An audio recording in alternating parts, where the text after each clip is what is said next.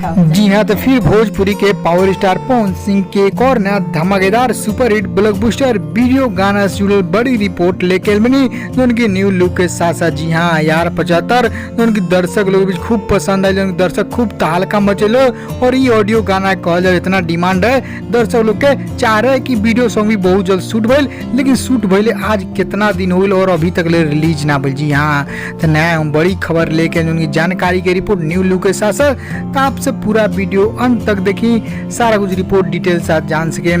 उससे पहले एक और रिक्वेस्ट करें आपसे के यदि आप भोजपुरिया आर्यन चैनल पर नया बानी तो जुड़ जाएं, सब्सक्राइब कर ली और एक घंटी के आप जरूर दबा दी। जी हाँ, तो चलिए अब दर्शक फैंस लोग को बताई नया हम तरो ताजा रिपोर्ट बड़ी खबर उनकी global music junction Hindi channel है जो कहा जाओ हिंदी जब की पवन सिंह एक हिंदी गीत रिलीज भले कोई बात नहीं, ओकर बाद दूसरा गीत रहे यार 75 जो की दर्शक लोग खूब पसंद जो कहल जाओ ग्लोबल म्यूजिक जंक्शन के फिर नया दूसरा कोशिश रहा जो की सुपर डुपर हिट। अब पर एक और नया गीत आवेल बा। जी हाँ, कमिंग सुन के रिपोर्ट बा एक और गीत आवेल हाल फिलहाल कल परसों पवन सिंह 3-4 और गाना के रिकॉर्डिंग कर पिछला वीडियो में बताओ जान, लेकिन छोड़ी उसके बाद चली करंट न्यूज जो की यार 75 वीडियो गाना आप लोग जानल चाहते हो देखल चाहते हो कि कबले आई। जी हाँ, तो कल गाना का भी रिपोर्ट कमिंग सुन में तो बटले बा कहीं रिमिक्स सब कुछ फाइनल ऑल ओके रेडी बा।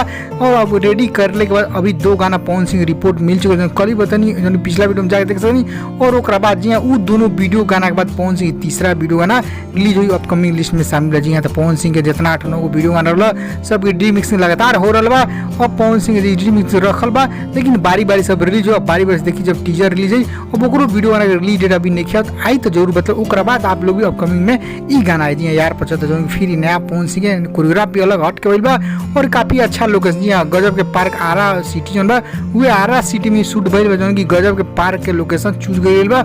और पवन सिंह में बखूबी कोरियोग्राफी अलग हट के उतरले बना उनके नया लव रोमांटिक है। जी हाँ, आप से जरूर देखें यार 75 में नया गजब की स्टाइल पवन सिंह नया रूप। जी हाँ, तो खबर कैसा लगा इंतजार कितना कर यार 75 के वीडियो गाना देखेला कमेंट के रिप्लाई और खबर पसंद पर लाइक शेयर कर दबा के ताकि सारा फ्रेंड्स यार 75 गाना भी 2 वीडियो गाना के बाद आई तीसरा वीडियो गाना यह यार 75 आई बहुत जल्द।